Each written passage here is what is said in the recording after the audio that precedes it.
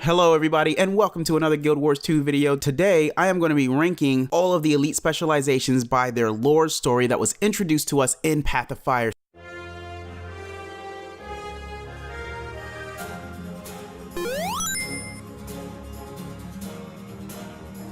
If you've been following the channel for the last few weeks, you'll know that I've been doing a series on the elite specialization lore that was introduced to us in Path of Fire. I've gone through and spoken to all of the elite specialization mentors that exist in the game currently. If for whatever reason you missed any of those videos or you want to go back and watch them, I'll leave a link to the playlist in the description. This video is going to focus on what that I think was the worst story all the way down to the best. So we're going to rank them starting at the worst one in my opinion. So let's do this. Number 9, Soulbeast. The Soulbeast lore was, in my opinion, very lackluster.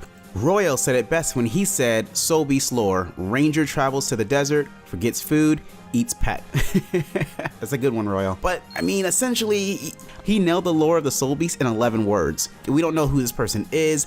The Soulbeasts themselves aren't doing anything. I mean, Palawa Joko has taken over Alona and Vabi. Freaking Balthazar is here destroying crap. The Forged are running rampant, and the Soulbeast is just doing nothing. They're trying to figure out how they can tame a Hydra. Like, what? Why? Number 8, Deadeye. The Deadeye story was okay. It just needed a little more meat. It's very similar to the Soulbeast, where we don't know who the first Deadeye was. They're out here to make money. There's not much more there. They don't really tie into the main story in any way. They don't tie into the areas or in any real significant way. They do kind of expand upon how a thief evolves in Alona, and that's kind of cool. Really, I feel like we could have used a little bit more. Number 7, Revenant.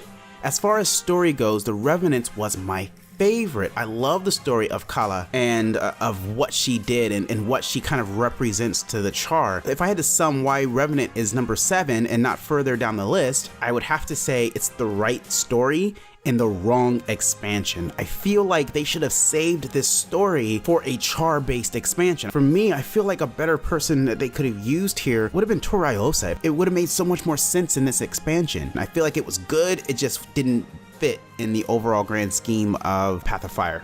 Number 6, Weaver. The Weaver is another one where I feel like there could have been a little bit more explained. Now, I love a couple things about it.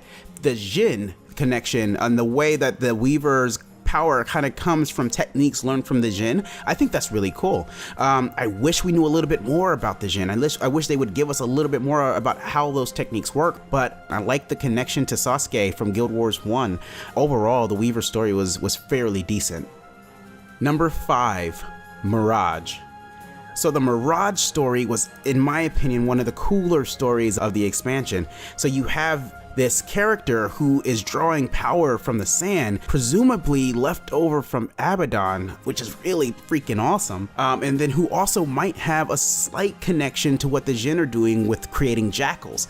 There's a lot that the Mirage is into, which is why I put them at number 5. I feel like the Mirage has this connection to the area that not many other elite specialization stories have, with Abaddon and possibly the jackal and the Jin. Number 4, Firebrand. I put Firebrand here because the Firebrand ties into the current events of today a little bit more. It's actually pretty interesting to think, if Palawa Joko had never been freed, would Firebrand exist as it does today? I don't really think it would. So I actually like the fact that because Palawa Joko exists and he's trying to mold and rewrite history in his own image, and it makes sense for the Firebrand as a teacher, as a scholar, to want to get the truth out there. So it just makes a little bit more sense for this elite specialization to be here. I actually like this a lot. Number 3, Holosmith. So I like the Holosmith's lore a lot. It's one of my favorite lore pieces because of the fact that there's so much history with the Holosmith, and there's so many, and it ties into so many different things. There's connections to the Zephyrites, there's connections to Glint, there's connections to Glint's magic. It fits really nicely into what an engineer actually is. And they drew on so many different aspects of the Alolan culture that it just fits so nicely. They did a really good job with the Holosmith lore. Number 2, Scourge. The Scourge are personally trained by Palawa Joko. He trained them on his own brand of necromancy and taught them how to use it, and they rebelled against him. I think the Scourge story is so interesting and so cool, and there's something about the fact that they're being hunted just as ruthlessly as the Sun Spears, presumably, and they're out there doing stuff using Palawa's own techniques against him. I love that. So that's why I rank them number 2. And finally, the number 1 elite specialization story that I loved was the Spellbreaker. The Spellbreaker takes the cake. It's freaking Sun Spears. The Spellbreakers are Sun Spears, and the Sun Spear history and lore all applies to the Spellbreaker. They even went so far as to say that the daggers that the freaking Spellbreakers are using are old spears from the Sun Spears that came before them. That's so awesome. I would love to have like a dagger that's kind of like wrapped. You could kind of tell that it used to be the head of a spear. That would have been so cool. So the number 1 lore story, in my opinion, goes to the Spellbreaker, and it was very close between the Scourge and the Spellbreaker, I must say. It was really, really close. That's all I have for you today, guys. Thank you so much for watching the video. Let me know in the comments how you would rank these. I'm really curious to hear what other people thought of these stories and which ones you thought were the best and which ones you thought were the worst. Anyway, thank you so much for watching the video. I hope you have an amazing, amazing day. Peace.